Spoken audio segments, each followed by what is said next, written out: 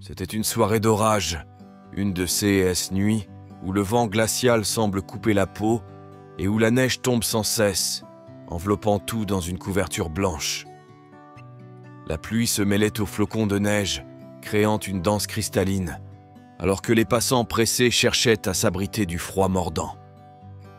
Parmi eux, personne n'a remarqué la vieille dame qui marchait lentement sur le trottoir, presque invisible, engloutie par la fureur de la tempête. Son manteau, vieux et soigneusement rapiécé, était trop léger pour la protéger adéquatement du froid mordant. Les gouttes de pluie glacée rejoignaient les flocons de neige et glissaient sur ses joues ridées, traçant des sillons de tristesse et de fatigue. Avant de continuer, abonnez-vous à notre chaîne et activez la cloche. Seuss-Bot, usé et usé, s'enfonçait dans la neige à chaque pas, laissant des empreintes qui furent bientôt effacées par le tourbillon du vent et de la glace. 6 mains tremblantes serraient un morceau de papier froissé que la femme consultait de temps en temps avec des yeux fatigués et affaiblis par le temps. Le foulard qui lui couvrait la tête l'enveloppait comme un manteau, lui donnait un air de mystère, presque irréel dans cette nuit noire. Après avoir fait quelques pas supplémentaires, la femme s'est arrêtée devant une boutique de haute couture, les vitrines éclairées de manière festive comme des phares d'un luxe inaccessible. Derrière les vitrines scintillantes, on apercevait des silhouettes élégantes, plongées dans l'opulence de vêtements coûteux et de bijoux fièrement exposés. La boutique semblait briller comme une lointaine promesse de bonheur, inaccessible pour ceux qui, comme elle, vivaient en marge de la société. Les gens vêtus de vêtements somptueux sortaient de leurs voitures de luxe et se précipitaient dans le magasin, indifférents à la femme debout sur le trottoir. L'un d'eux, passant près d'elle, murmura avec mépris « Ce n'est pas un endroit pour mendier ». La vieille dame ne s'énerva pas, comme si elle était habituée à ce genre de commentaires. Elle a continué à avancer, déterminée, indépendamment de ce que les autres disaient. Poussée par un courage que seule l'expérience de la vie pouvait lui donner, elle ouvrit la porte de la boutique et entra. L'air chaud du magasin l'enveloppait, contrastant avec le froid glacial de l'extérieur. Elle s'arrêta un instant pour admirer l'élégance des murs brillants et des vitrines scintillantes, un monde si lointain pour elle et pourtant si fascinant. Elle se dirigea vers le comptoir, où une jeune vendeuse, impeccablement habillée, la fixait d'un air plein de désapprobation. « Madame, je pense que vous n'êtes pas au bon endroit », dit la jeune fille d'une voix froide et détachée. Le ton était aigu, comme si la présence de la femme était une tache sur l'image parfaite du magasin. « Je ne pense pas avoir eu tort », répondit calmement la vieille dame. « J'ai un rendez-vous. » La vendeuse la regarda avec incrédulité. Une expression d'agacement apparut sur son visage. « C'est une boutique exclusive, pas un refuge pour des gens comme vous. » La froideur de la jeune femme la frappa comme un fouet, mais la femme ne se laissa pas intimider. « Je ne suis pas là pour demander de l'argent, » a-t-il répondu d'une voix ferme, essayant de préserver sa dignité. « J'ai l'argent pour ce que je dois faire et j'ai pris rendez-vous. » Malgré l'incrédulité du commis, la vieille dame s'avança et montra la réserve qu'elle tenait entre ses mains. À ce moment-là, la jeune fille, agacée, a appelé la sécurité. Peu de temps après, un jeune homme en uniforme s'est approché et avec une expression professionnelle mais indifférente, a demandé à la femme de lui montrer sa réserve. La vieille dame sortit lentement un papier froissé de la poche intérieure de son vieux manteau et le lui tendit. Le jeune homme a examiné le document et, à sa grande surprise, a confirmé que la réservation était valide.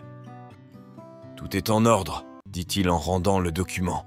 « Mais pourquoi est-il ici ?»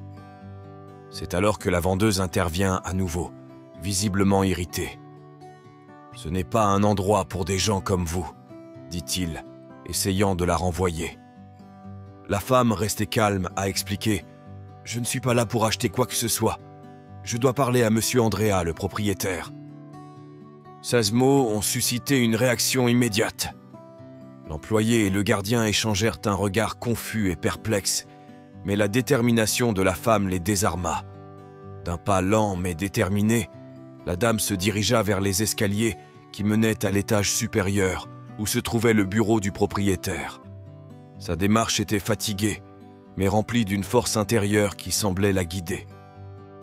Une fois arrivée en haut, elle ouvrit une lourde porte et se retrouva dans une pièce remplie de gens vêtus de vêtements élégants.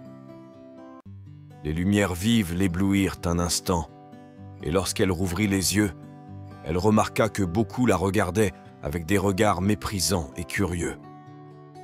Un homme en costume sombre s'approcha d'elle avec une expression froide. « Ce n'est pas un refuge pour sans-abri », a-t-il déclaré froidement. « Sortez maintenant. » La femme ferma les yeux un instant, essayant d'ignorer l'humiliation qu'elle ressentait. « Je ne suis pas là pour déranger qui que ce soit, » répondit-il d'une voix calme. « Je dois parler à monsieur Andrea. » Ce propos ont suscité des murmures parmi les personnes présentes. Le gardien et le commis qui l'avaient suivi s'avancèrent visiblement embarrassés. « Nous contacterons monsieur Andrea », a déclaré le gardien d'une voix professionnelle. Après quelques instants, la porte s'ouvrit et un homme de grande taille aux cheveux grisonnants entra dans la pièce. 6 yeux calmes rencontrèrent ceux de la femme, qui le reconnut immédiatement. « Andrea !» murmura la femme, n'en croyant presque pas ses yeux. « Tu as grandi, tu ressembles tellement à ton père. » Mais l'homme ne la reconnut pas. D'un ton autoritaire, il s'est adressé aux invités présents. « La situation est sous contrôle, ne vous inquiétez pas. » Puis il se tourna vers elle, la prit doucement par le bras et la conduisit vers la sortie. La femme, la voix tremblante d'émotion, le regarda dans les yeux. « Andrea, tu ne m'as pas reconnu, n'est-ce pas? Je suis ta mère. » L'homme se figea, incrédule. « Ma mère est morte il y a de nombreuses années, » répondit-il froidement, presque agacé. Mais la vieille dame, de toute la force qu'elle avait, le regardait avec des yeux pleins de douleur. « Je ne suis pas mort. J'ai dû te quitter quand tu étais petite. Je n'avais pas le choix. La vie était trop dure pour moi. Mais je n'ai jamais arrêté de te chercher. » Le visage d'Andrea changea d'expression, frappé par un conflit interne entre colère, confusion et incrédulité. « Comment m'as-tu trouvé ?» demanda-t-il finalement, essayant de garder le contrôle. La femme lui raconta comment, avec l'aide d'une bienfaitrice, elle avait réussi à le retrouver après tant d'années. « Je voulais juste te revoir et tout expliquer. » Les paroles de la femme ont eu un effet visible sur lui. Son visage, d'abord rigide, s'adoucit peu à peu. Il regarda la femme avec des yeux nouveaux, la voyant presque pour la première fois. « Viens, » dit-il finalement avec un soupçon de sourire. « Je te ramène à la maison. Il est temps d'en finir avec le passé. » Cette nuit-là, la mère et le fils se sont retrouvés, mettant de côté les années de distance et de silence. Andrea, touché par l'histoire de sa mère, décide de créer une fondation à son nom pour aider les femmes âgées en difficulté, en leur offrant une seconde chance, comme sa mère l'avait elle-même espéré. Avez-vous aimé cette histoire? Écrivez-le dans les commentaires ci-dessous. Merci d'avoir regardé la vidéo jusqu'à la fin et à la prochaine histoire.